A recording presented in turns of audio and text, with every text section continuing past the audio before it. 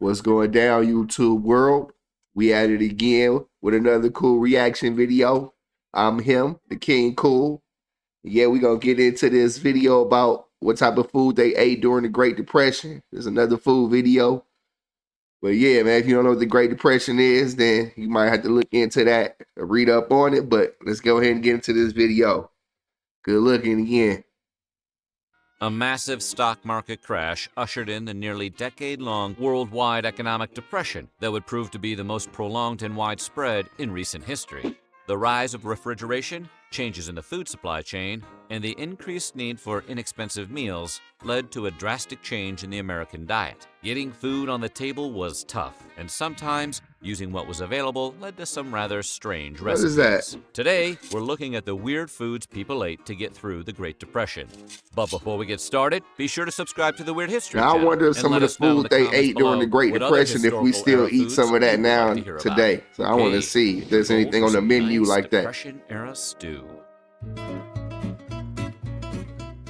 Prune pudding. First Lady Eleanor Roosevelt wasn't going to let the Depression bring her fellow What are Americans prunes made down. out of? Apricots? As an early supporter of the home economics movement, she I need to planned see what a prune is. It looks like a big ass raisin. Home economics department. Although FDR was a bit of a gourmand, both the First Lady and the President practiced leaner eating habits during the Great Depression. According to their book, A Square Meal, The Culinary History of the Great Depression, food historians Jane Ziegelman and Andrew Coe noted the Roosevelts ate this way to send a message to Americans about how to eat during troubling times. Instead of foie gras or an amuse-bouche, FDR had to eat simple meals. What the hell? What is an amuse-bouche? Amuse-bouche. Fare like deviled what eggs is that? Tomato sauce with mashed potatoes. I know foie gras is typical White duck House sliver, fare. I believe. Sounds like something you'd find at the frozen dinner aisle. Flavor and spices need I not don't apply. want to eat that though. Dessert came in the form of prune whip, a delightful dish based around Yo, everyone's that favorite don't dried even fruit, look good. the prune. A big ass prune Prunes sticking and out other some dried ice fruit were cream. common substitutes for fresh fruit during the Depression. So prune pudding was sort of an easy substitute for freshly baked pies or other desserts. It's easy to make too. All you need is some sugar, egg whites, and a bunch of Cooked prunes. Whip it all together, and you'll have a real, regular dessert in no time. You say a regular. Hell no, they ain't stuff no peanut butter and everyone onions. loves onions, right? Both items were readily available during the Depression, and someone decided to mix the two. This resulted in a most surreal concoction from the Great Depression cookbook: peanut butter stuffed baked onion. Okay. No, Promoted hell by the no. Bureau of Home Economics, the recipe for peanut butter and stuffed onions saw publication in several newspapers and magazines of the period. The Bro, that Bureau's was like professional really. home economists actively encouraged American homemakers to serve the inexpensive glop to their families. Food historians Andrew Coe and Jane Ziegelman No way, that could have been decided to try good. making the dish themselves more recently. Coe said it was not a popular addition to the dinner table. Ziegelman put it more succinctly, noting that peanut butter has nothing to say to a baked onion. The Bureau You see of the Home way that Economics looked really like? took the phrase, "There's no accounting for taste," literally when they came up Hold with that up. one. You see that? To try making the dish themselves more recently. Look at this. Coe said it was not. Now look at that. Tell me what that looked like to y'all. And be honest. I mean, I know what it looked like to me. It looked like, I'ma just say it. It looked like shit with a fucking onion sticking, a green onion sticking out of the top of it. Inside of a onion. So they eating shit-tunions. Shunions. Shit-tunions. That don't even look like something I would want to eat. Like, man, that look nasty as hell. Ziegelman put it more succinctly, Hell. noting that peanut butter has nothing to say to a baked onion. The Bureau of Home Economics really took the phrase, "There's no accounting for taste," literally when they came up with that I guess if you hungry during the Great Depression and you got anything in your stomach, it was... Ritz crackers? They're no townhouse cracker, but they are You know, great when for you a light hungry, you snack or hungry. handy to use in a So, dip. I mean, I ain't gonna judge nobody, But they have an especially during the Great unlikely Depression, if they had to a eat onion, substitute for apple pie filling. peanut Ritz butter, mock onions. apple pie is pretty much what it sounds like. A pie made with Ritz crackers as its filling. The traditional ingredients of an apple pie combined with lemon juice and the unique texture of Ritz crackers created a taste intended to simulate a real apple pie. Considered a Depression-era favorite that wouldn't today, simulate nothing. That tastes like apple pie at all. And I'm not even an apple pie fan. For pie-filling substitutes. But I'm definitely not eating no Ritz cracker pie. And mock apple pies were popular during tough times. At some point, Nabisco began putting the recipe on the back of Ritz cracker boxes. I guess I couldn't say what I wouldn't eat, because, you know, 1,500 requests if I was living during the Great Depression, the company restored the recipe to its packaging in 1991. But since I don't have to eat it now, definitely not eating that shit. Recipes today. If an apple-free apple pie sounds tasty, hell no. Try making one yourself. Just substitute 36 slightly crushed Ritz crackers for the apples in your favorite recipe, and you'll be baking a mock pie just in time for dessert. I ain't gonna even. Eleanor Roosevelt did her best. I ain't gonna even try to see what it had in it. Depression. That didn't mean she didn't send out some genuinely bizarre dishes during that time. Take the case of an off-putting casserole made from spaghetti, boiled carrots, and white sauce. Unlike traditional pasta cooking methods, this recipe required cooking the spaghetti for a full 25 minutes. Once the pasta turned into a sad noodle mush, you were supposed to mix it with similarly boiled-to-death carrots. A bland white sauce made from milk, flour, salt, and butter topped off this not quite. Yeah, I don't know too many black families that was taking their cooking tips from Eleanor Roosevelt. Eat an old flour hat instead. Ain't no way. I want to eat that.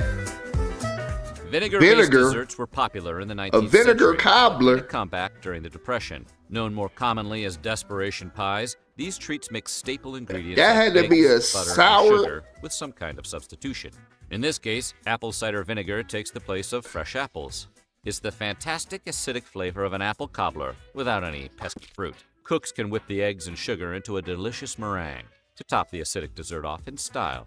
Apparently, it tastes like salt and vinegar custard, and it leaves the roof of your mouth tingling.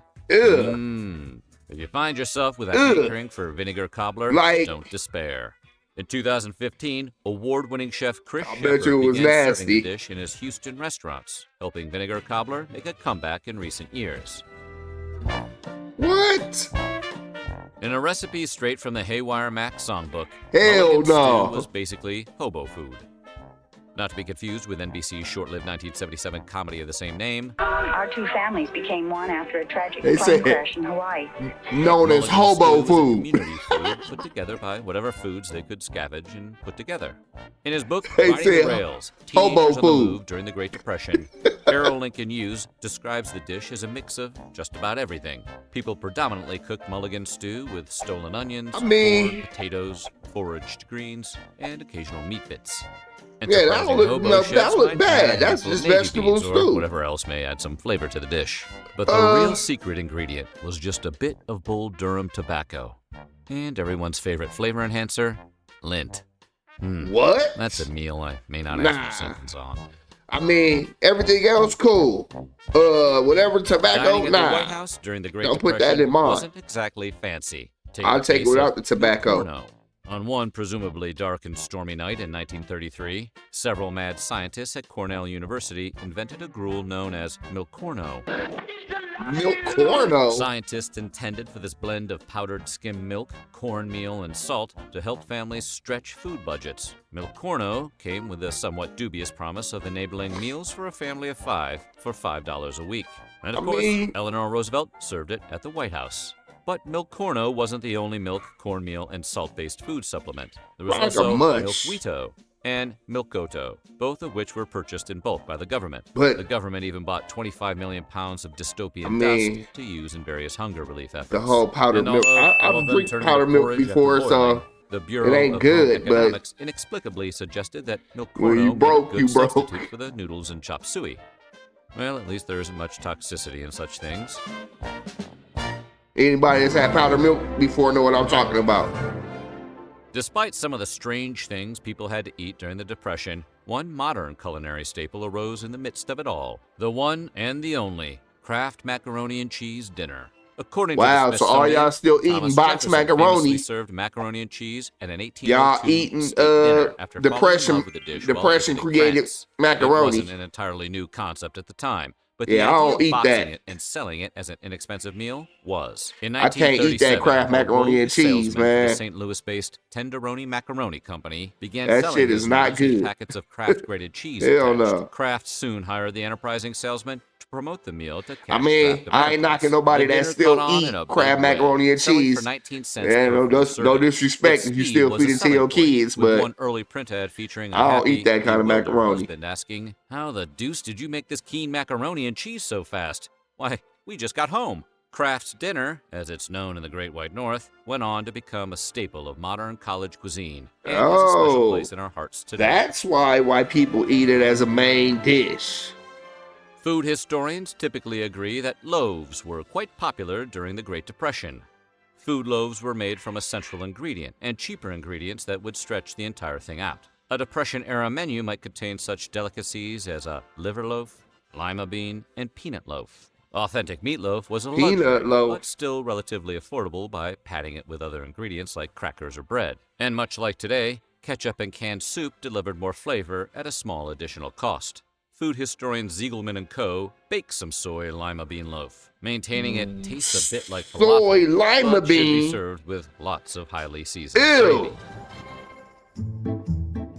Some historians believe the federal government made a mistake by overlooking soy lima bean loaf creativity to hunger relief efforts during the Great Depression. Italian immigrants were sometimes known for making delicious, highly nutritious, and inexpensive foods for their families. Yet the government chose to overlook their methods as a source of hunger relief inspiration. One delicious and vitamin-packed ingredient foraged by Italian immigrant women in New York City came in the form of dandelion greens. Straight from the front yard to the dinner table, dandelion greens were added to salads, sautéed, or cooked with olive oil to create an essentially free meal. Eating weeds? If you needed a cheap source of protein during the 1930s, gelatin was likely your main ingredient. Many Depression-era cookbooks that looked nasty on that plate right there, whatever that was. Corned beef luncheon salad and other congealed salads. Bright, crisp vegetables. Yeah, man. Cool, shimmering Jell-O. There's a salad for you. Congealed salads. I heard gelatin is good for your body, good for your authentic dishes people ate during tough times. Your tendons and joints. Salad was particularly repulsive with its unholy mix of its canned corned beef, I don't really like Jell-O. Gelatin, canned peas, vinegar, and lemon juice. A few reports from individuals courageous enough to try today describe it as wrong in every way possible. Sorry, man. Just from the color to the smell, what did he say? The flavor, the mouthfeel. Yet the government chose to overlook their methods. Sorry, y'all. I had to see what he said. One delicious and vitamin-packed ingredient foraged by Italian immigrant women in New York City came in the form of dandelion greens. Straight from the front yard to the dinner table, dandelion greens were added to salads, sautéed, or cooked with olive oil to create an essentially free meal. That definitely was free. If you needed a cheap source you could find weeds in anybody's yard. Gelatin was likely your main ingredient. Many Depression-era cookbooks feature gelatin as a base for such cutting-edge recipes as corned beef luncheon salad and other congealed salads. No, corned beef luncheon salad. In cool, shimmering Jell-O. There's a salad for you. Congealed salads may sound like the name of a band from the 90s, but they were authentic dishes people ate during tough times. Corned beef and slaw salad? Particularly repulsive, no way. With its unholy mix of its canned corned beef. Nope. Gelatin, canned peas, vinegar, and lemon juice. A few reports from individuals courageous enough to try today describe it as wrong in every way possible. Just from the color to the smell. It's wrong just to try to think about making something like that. It may That's look, wrong. Smell, and probably taste like canned cat food, but one simply cannot deny gelatin's versatility in cooking. Have you made a Jell-O salad lately? Well, do this week. Hey, there is always room for a Jell-O salad. Milk? Got milk? The people struggling to survive through the Great Depression certainly did. Milk also piqued nutritionists' interest, who placed tremendous importance on it as a kind of superfood. Cow's milk was a bit of a wonder food at the time. Packed with vitamins, fats, sugar, and proteins, it served nutritional needs and practical purposes during the period. Is this why we drink milk so much nowadays? From the time. From flavorless white sauces and cornstarch pudding because they to fortified was drinking it during the Great Depression. Of course, the sheer amount of milk given to school-age kids was quite impressive, as the government advised nearly a quart a day. School lunches almost always featured a nice glass of milk to go along with the day's meal. Wow, I didn't know that. Wow. Chipped or frizzled beef has been a breakfast choice in some parts of the United States since the 19th century, eventually finding its way into a 1910 military cookbook called Manual for Military Cooks. Since then, the creamed chipped beef on toast has been an Army staple with a colorful name, chipped beef on a shingle, or SOS. The old what is that? enjoyed a resurgence. Ain't that sausage and gravy? Per culinary historians Ziegelman and Co., this era's version is sausage and gravy the same thing as chipped beef? I don't know. I'm just asking. Anybody know? Leave it in the comments. Let me know, man. Every possible way. That doesn't mean some folks aren't nostalgic for SOS today. SOS was often served during the Second World War, and even the TV show MASH. I had that before. I've had chipped beef before, but I was a kid. Nothing says America. I've also had hot dog. sausage and gravy before. I'm not a fan of it, but surprisingly versatile ingredient during times of scarcity. Although many Depression-era recipes that incorporate hot dogs had bleak names like Poor Man Stew or Hoover Stew, they made for surprisingly good recipes. That Hoover Stew looked nasty as hell. Macaroni, cans of stewed tomatoes, with no cheese on it or nothing. From time to time. Modern cooks are hard at work reclaiming Hoover Stew these days. Occasionally, they need to keep that in the trash where it belongs. Canned vegetables. I mean, again, so if somebody is hungry, what Great Depression food? Look, I'm not in the video right there. I'm not trying to talk down the people in the Great Depression. They were starving. They had to eat what was available, and I can understand that. If I was starving and I was definitely hungry, you put something in front of me that look like food, I'm gonna eat it. I don't care what it is. But now that we ain't dealing with the depression no more, some of that stuff, that ain't for me. And I would never cook it, try to recreate it. I don't even want to taste it. But let me know what y'all think. Good looking on coming to chill with me again. Everybody be cool. Have a cool day. Get at y'all later. I'm him, King Cool. Peace.